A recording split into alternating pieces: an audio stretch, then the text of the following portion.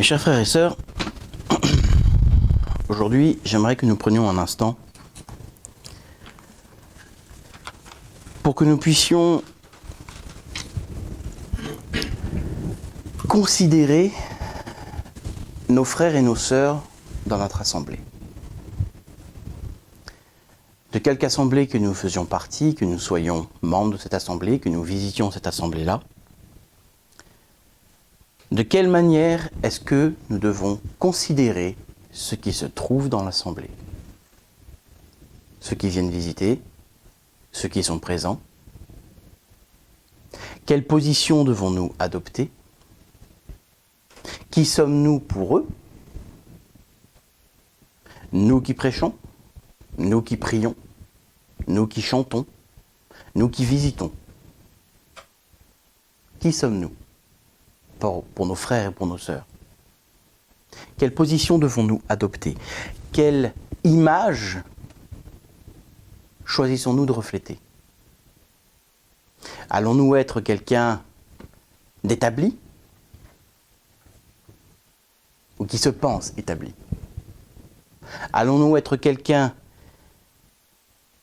qui sait ou quelqu'un qui pense savoir? Sommes-nous quelqu'un qui est mort à lui-même selon le cœur de Christ? Ou sommes-nous quelqu'un qui pensons être mort, mais qui nous glorifions par cette mort? Nous allons lire au moins 2 passages, je pense, dans la parole. Le premier passage dans l'épître de Jacques, au chapitre...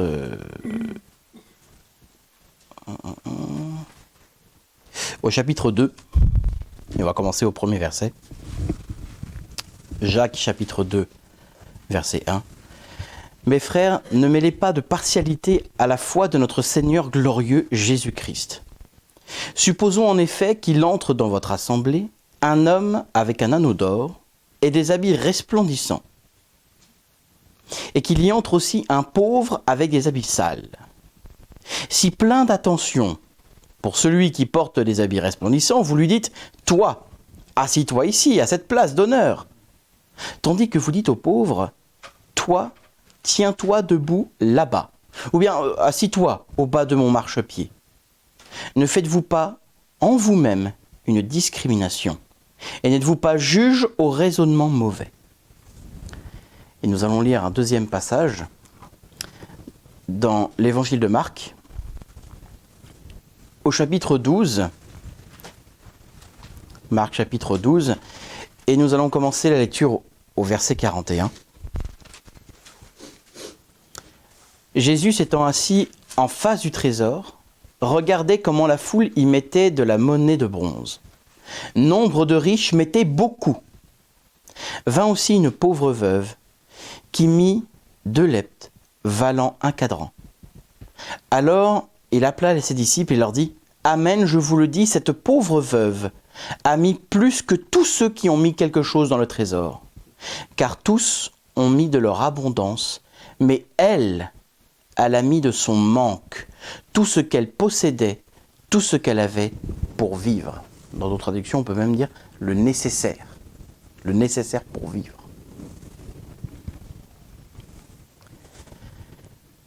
Ce sont 2 passages qui sont très connus dans la parole, et j'ai entendu beaucoup de prêches qui restent assez en surface, où on parle voilà, de le riche qui ne considère pas le pauvre, c'est orgueilleux, etc., etc.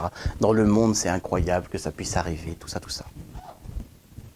Maintenant, j'aimerais que nous prenions vraiment, mais vraiment un instant, pour bien comprendre la profondeur spirituelle de ces 2 passages et à quel point ils sont liés. Nous avons dans le premier passage, très clairement, des frères dans une assemblée qui se permettent de porter un jugement, où on compare un homme richement vêtu, qui a de beaux apparats, et quelqu'un qui est pauvre, qui semble faible, qui semble pauvre, qui semble démuni. Alors évidemment, concrètement, effectivement, c'est assez clair. Ne pas juger l'apparence de la personne parce que, voilà, on n'agit que par intérêt, d'accord. Mais allons dans la profondeur spirituelle des choses. Ne voyons pas juste, ah, cet homme est riche, il peut apporter beaucoup à l'Église, financièrement parlant, ou en moyens, etc. C'est vrai, mais parlons d'autre chose. Parlons de ceux qui arrivent dans l'assemblée en disant « J'ai beaucoup à donner à l'Église parce que je connais beaucoup, parce que je sais beaucoup, parce que j'ai beaucoup d'années de conversion, parce que j'ai beaucoup lu la parole et que je la connais par cœur. » Et à côté, nous en avons un autre qui dit « Je ne sais pas grand-chose, mais je sais une chose. Jésus est mon sauveur et mon maître. » À qui allons-nous prêter confiance? À celui qui a un bel apparat spirituel? Je suis, je connais. Ou allons-nous reconnaître que, ah, dans cette personne qui semble pauvre, je reconnais là tout l'amour de Jésus-Christ. Allons-nous suivre Job avant les épreuves, qui dit « Moi je suis humble, moi je suis intègre, moi je suis fort, je suis généreux », ou bien Job après les épreuves, après le sac et la cendre, qui dit « J'avais entendu parler de toi, mais maintenant je t'ai vu. Maintenant je t'ai vu. » La réalité, quand nous venons dans une assemblée, que nous soyons membres ou simples visiteurs, le jugement sur nos frères qui sont alentour dans l'assemblée, c'est limite un réflexe maintenant aujourd'hui. Quelqu'un qui arrive dit « Ah, bon, je ne le connais pas celui-là. Je vais m'en méfier. Je sais pas, il est habillé un peu bizarrement. Ah, il a un tatouage. Ah, purée, il prie pas comme tout le monde. Ah, il fait pas des belles phrases quand il prie. On le connaît pas celui-là, on ne sait pas. Ah. » Et pourtant, cette personne-là qui arrive, qui n'espère qu'une chose, c'est d'avoir une communion fraternelle. Une communion fraternelle. Je cherche du soutien parce que j'ai fait des erreurs dans ma vie, parce que je me suis trompé, mais que je veux me repentir, mais que je suis sous le coup de l'accusation de l'ennemi. Je viens auprès de mes frères et mes sœurs. Pourquoi? Pour trouver ces réponses qui me manquent. Seigneur, est-ce que tu m'aimes vraiment? J'ai besoin de le savoir. Et nous, qui sommes censés l'accueillir et dire, oui, tu as fait des erreurs. Mais non, nous n'allons pas te juger. Pourquoi? Parce qu'on en a fait aussi. Hein. Parce qu'on en a fait aussi. Ne nous comportons pas comme le fils aîné, qui pense que tout lui est dû et que c'est normal que les autres n'aient pas. Mais soyons comme ce fils prodigue. Parce que nous le sommes toujours. Hein. On peut avoir 30, 40 ans, 50 ans de conversion et se comporter comme le fils aîné, à juger et du coup se retrouver à devoir passer par le même chemin que le fils prodigue. Nous sommes toujours le fils prodigue. Ne nous comportons pas comme un fils aîné. Alors Seigneur, je ne juge pas la personne qui vient. Parce que quelqu'un peut venir avec un très beau costume, avec une très belle tenue, un très bel apparat, et dire, voilà, avec une très belle Bible, et dire, ah oui, dans tel passage, machin, voilà, et on étale des versets, on étale des versets, on étale des versets, on étale des versets, pour montrer qu'on connaît la parole. Mais ce qu'on lit, on ne comprend pas. On ne comprend rien. Pourquoi? Parce qu'on est venu là en disant, je vais leur en montrer un petit peu de quel bois je me chauffe. Et le mieux encore, c'est qu'alors que vous avez pu vivre une expérience sincère avec le Seigneur, c'est-à-dire que votre conversion n'est pas à remettre en cause, votre foi n'est pas à remettre en cause. Seulement, quand vous venez dans une assemblée en disant je vais leur montrer un petit peu ce que ça donne quand on est chrétien, vous pouvez être certain d'une chose, le Seigneur va vous rendre complètement fou, aveugle, sourd, incapable de parler. Vous parlerez sans intelligence. Pourquoi? Parce que vous n'aurez pas l'amour. Vous n'allez pas venir dans une assemblée en disant « J'aime mes frères et mes sœurs, Seigneur, que puis-je leur apporter ?» Non, vous venez en disant « Je vais leur donner. » Et nous, dans l'assemblée, nous avons cette responsabilité de faire la différence entre celui qui vient en disant « Je vais un petit peu leur secouer les puces, tu vas voir ce que ça va donner » et la différence avec un qui vient en disant « J'ai péché, mais est-ce que vous acceptez que je sois parmi vous ? Acceptez-vous de ne pas me juger sur mes erreurs et mes transgressions passées, comme le Seigneur Jésus-Christ le fait. Est-ce que vous acceptez? S'il vous plaît, par pitié, acceptez-moi. Rendez-vous compte de la situation si jamais on ne le fait pas. Si on juge comme ça et du coup on accueille cette personne-là qui parle follement parce qu'elle n'a rien compris à l'amour de Christ et qui décide juste d'étaler sa connaissance, mais imaginez les conséquences désastreuses et délétères pour la personne qui vient avec ses transgressions, qui sait comme un fils prodigue, qui sait qu'il a péché, qui sait qu'il a transgressé la loi, qui sait qu'il a moqué le nom de Dieu, mais qui vient repentant.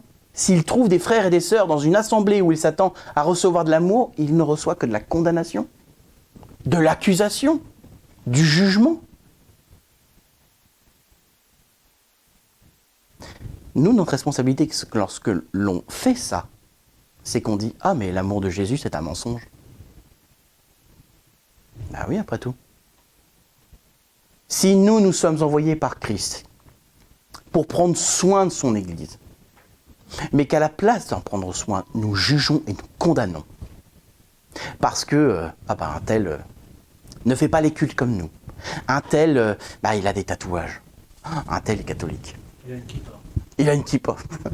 Ah oui, ça, parce qu'on aime bien taper sur les juifs. Hein. Et encore plus parmi les chrétiens, ce qui est une aberration totale. On le dit souvent ici, hein. Je pense que là, du coup, je vais pas prendre de danger au sein de l'Assemblée en disant ça, mais le peuple élu de Dieu, ce sont les Juifs. Hein. Il n'y a pas de remplacement. On le répète encore une fois, mais c'est bien de le répéter, parce que les chrétiens, ils ont la tête dure et ils ne veulent pas entendre ça. Beaucoup trop persuadés d'avoir pris la place d'eux, d'avoir pris la place du fils aîné. Nous, alors, on vaut mieux que les Juifs. Hein. C'est une aberration. Que ce soit bien clair, c'est une aberration. Et c'est une folie. Donc plutôt que de juger et de condamner quelqu'un pour ce qu'il est, pour ce à quoi il ressemble, pour ce qu'il semble être, la seule chose que nous devons juger, c'est ce qu'il dit, si c'est vrai ou non. C'est du discernement. Tout simplement. Ne vous attardez pas sur l'allure d'une personne. Si ce qu'elle dit est biblique et est selon le cœur de Christ, vous devez savoir le reconnaître et dire « Amen, c'est vrai ». Ne vous occupez pas d'essayer de corriger la vie de ce frère ou de cette sœur. Ça ne sert à rien, ce n'est pas votre rôle. Vous n'êtes pas appelé à ça.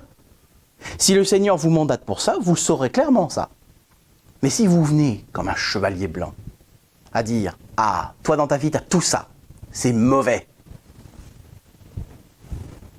tout ce que vous allez faire, c'est décourager la personne en question, décourager le frère, décourager la sœur, et juste lui dire, en fait non, l'amour de Jésus que j'ai cru être vrai, je vois qu'il est faux.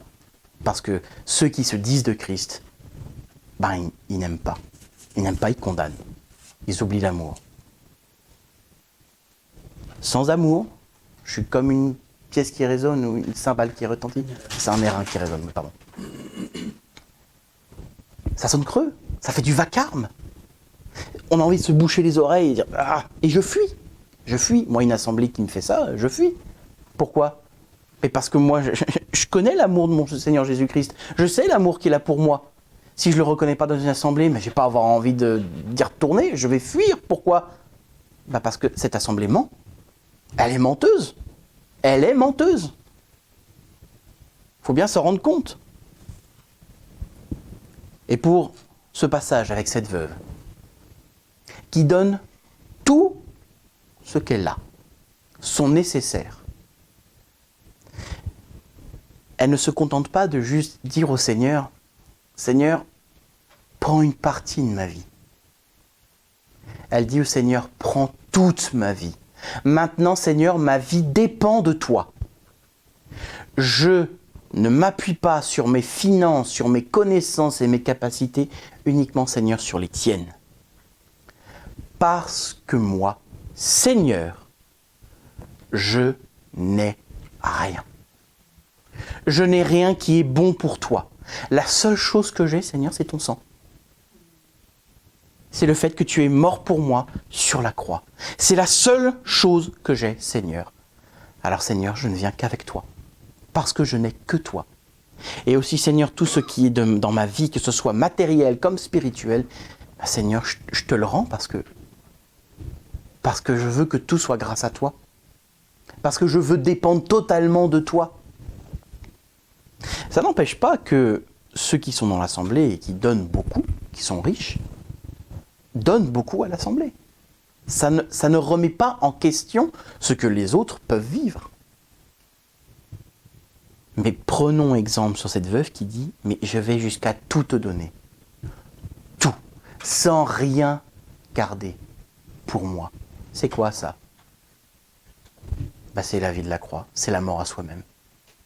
Ce n'est plus moi qui vis, c'est Christ qui vit en moi. Je ne dépends plus de moi-même, je dépends de Christ. C'est Job qui a dit « J'ai entendu parler de toi, maintenant je t'ai vu. » Parce que ces frères qui donnent beaucoup, mais qui ne vont pas jusqu'à tout donner, ils sont sauvés. Ça ne remet pas ça en question. Encore une fois, notre péché ne remet pas en question ce que nous vivons avec le Seigneur Jésus-Christ. Seulement, notre péché doit nous conduire toujours plus à avancer vers lui, à apprendre plus de lui, à dépendre encore plus de lui. Et c'est ça que ces hommes-là doivent comprendre. Oui, Seigneur, je t'ai donné beaucoup. Mais Seigneur, il m'en garde un peu. Je te le donne. Je te le donne. Pour l'instant, Seigneur, ce que je t'ai donné, c'est ce qui m'importe le moins. Mais ce que j'aime vraiment, ce qui est de ma personnalité, ce qui est de mon bien ici-bas sur terre, ça, on a du mal à le donner. Encore une fois, aucune accusation. On est tous comme ça. Tous. Il n'y en a pas un seul ici présent qui peut dire « Moi, je donne sans que ce soit difficile. » Moi, quelqu'un qui me dit ça, je lui dis « C'est un menteur. » C'est un menteur. Nous avons tous des choses que nous ne voulons pas lâcher au Seigneur Jésus-Christ. Et cette veuve, elle l'a fait. Elle l'a fait. Alors, Seigneur, comme je ne peux pas le faire, Seigneur, fais-le pour moi. Ça paraît étrange, cette phrase-là. Je peux pas, fais-le pour moi, Seigneur. Je dis, oui, mais ça change pas grand-chose au schmilblick. Hein. Moi, on me dit d'aimer quelqu'un, je peux pas l'encadrer. Qu'on me dise, Seigneur, aime-le à travers moi. Je comprends pas trop le principe. Qu'est-ce que ça fait, qu'est-ce que ça change ? Parce que sur l'instant, je l'aime toujours pas, cette personne-là. Je l'aime toujours pas.